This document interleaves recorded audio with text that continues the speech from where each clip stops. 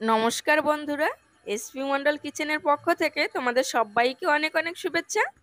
আজকে আমাদের রেসিপি হচ্ছে আলুর ঝুরি ভাজা।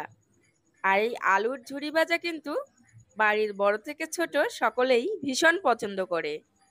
আর এটি বাড়িতে খুব সহজেই কিভাবে বানিয়ে নেওয়া যায় সেটিই আজকে আমি তোমাদের মাঝে শেয়ার করব। তাহলে চলো শুরু করা যাক। প্রথমেই দেখো আলুর খোসাটা ছাড়িয়ে নিতে হবে। এখানে আমি 6টা আলু নিয়ে নিয়েছি আর খোসাটাও কিন্তু খুব ভালোভাবে ছাড়িয়ে নিয়েছি। এবারে এটা গ্রেট করে নিতে হবে। গ্রেট করার জন্য এখানে একটা গ্রেটার নিয়ে নিয়েছি। গ্রেটারের যে মাঝারি অংশটা রয়েছে, মানে যে মাঝারি ছিদ্রটা রয়েছে, ওখানেই কিন্তু আলুটা গ্রেট করে নিতে হবে। তো আমি আলুটা গ্রেট করে নিচ্ছি। এখানে আমার সব আলুগুলো গ্রেট করা হয়ে গেছে।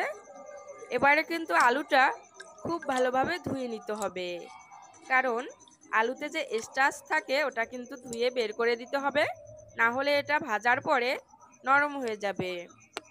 আলুটা ধুতে ধুতে যখনই দেখবে যে এরকম একটা সাদা জল বেরিয়েছে, মানে খুব স্বচ্ছ জল বেরিয়েছে, তখন বুঝতে হবে যে আলুটা খুব ভালোভাবে ধোয়া হয়ে গেছে। তখনই একটা ঝুড়ির সাহায্য বা একটা বড় ছাঁকনির সাহায্য জলটা খুব ভালোভাবে ঝরিয়ে নিতে হবে। আর জলটা কিন্তু আমি ঝরাতে দিয়েছি। এবারে একটা কড়াই গরম করে কড়াইতে কিছুটা সাদা তেল দিয়ে তেলটাও খুব ভালো করে গরম হয়ে গেলে দিয়ে দিতে হবে বাদাম। এখানে আমি একটা মাঝারি বাটির 1 বাটি বাদাম দিয়ে দিয়েছি। এবারে আঁচটা মাঝারি রেখে মিডিয়াম আছে 1 মিনিট মতো ভেজে নিতে হবে। 1 মিনিট মতো ভাজা হয়ে গেলে এখানে দিয়ে দিতে হবে 4টে শুকনো লঙ্কা। শুকনো লঙ্কাটা দিয়ে 30 সেকেন্ড মতো ভেজে নিতে হবে। তো ভেজে নিচ্ছি। এখানে শুকনো লঙ্কাটা 30 সেকেন্ড ভাজা হয়ে গেলে দিয়ে দিতে হবে কারি পাতা। আমি এখানে কারি পাতাটা খুব ভালোভাবে ধুয়ে নিয়েছিলাম, এবারে দিয়ে দিচ্ছি। কারি পাতাটা যেহেতু আমি ধুয়েই সাথে সাথে দিয়ে দিয়েছি, এই জন্য এরকম একটা আওয়াজ হচ্ছে। যদি জলটা ঝরিয়ে নেওয়া হতো তাহলে আর এরকম আওয়াজ হতো না। তো তোমরা জলটা ঝরিয়ে নেওয়ার চেষ্টা করবে। কারি পাতা এবং শুকনো লঙ্কা বাদাম ভাজা হয়ে গেছে। এবারে একটা থালায় নামিয়ে নিতে হবে। তো আমি এখানে একটা থালা নিয়ে নিয়েছি, থালাটায় নামিয়ে নিচ্ছি। সবগুলো আমার নামানো হয়ে গেছে। এবারে থালাটা একটা সাইড করে রেখে দিতে হবে। তো আমি রেখে দিচ্ছি। তেলটা যেহেতু গরমই রয়েছে, এই গরম তেলেই দিয়ে দিতে হবে জল ঝরিয়ে রাখা আলুগুলো। এইভাবে হাতের ভিতরে নিয়ে একটু ছড়িয়ে ছড়িয়ে দিয়ে দিতে হবে। তো আমি 3বার করে নিয়ে একটু ছড়িয়ে দিয়ে দিচ্ছি। আর সাথে সাথেই কিন্তু একটা চামচ দিয়ে নেড়ে দিতে হবে।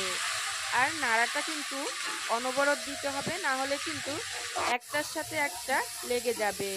যখনই দেখবে আলুটা ভাজতে ভাজতে এরকম বুদবুদি কমে গিয়েছে, তখন বুঝবে যে আলুটা ভাজা কিন্তু প্রায় হয়ে গেছে। তোমরা চাইলে কিন্তু এরকম একটু সাদাও নামাতে পারো, তবে কিন্তু এটা বেশি দিন রাখা যাবে না, 1 মাস মতো রাখতে পারবে। আর যদি এইভাবে একটু লালচে করে ভেজে নাও তাহলে কিন্তু সারা বছর সংরক্ষণ করতে পারবে।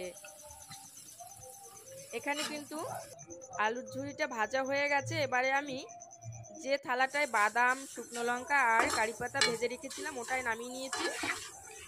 এবারে বাকিগুলোও কিন্তু একই প্রসেসে ভেজে নিয়েছি। এবারে নামিয়ে নিচ্ছি। সবগুলো কিন্তু আমার এখানে ভাজা হয়ে গেছে। এবারে হাত দিয়ে কারি পাতা শুকনো লঙ্কা এবং বাদাম একসাথে মিশিয়ে দিতে হবে। তো আমি কিন্তু হাত দিয়ে খুব ভালোভাবে মিশিয়ে দিচ্ছি। তোমরা চাইলে কিন্তু এটা সাথে সাথে যদি খাও তাহলে সামান্য নুন দিয়ে দিতে পারো, তাহলে কিন্তু অনেক দিন সংরক্ষণ করার জন্য রাখবো, এই জন্য নুনটা সাথে সাথে দেইনি। আর কতটা মুচমুচে হয়েছে দেখেই কিন্তু বুঝতে পারছো। রেসিপিটি তোমাদের কেমন লাগলো কমেন্টস করে জানাতে ভুলবে না। যদি ভালো লেগে থাকে অবশ্যই কিন্তু সাবস্ক্রাইব করে আমার পাশে থাকবে। তো সবাই ভালো থেকো, সুস্থ থেকো, দেখা হবে আগামী ভিডিওতে।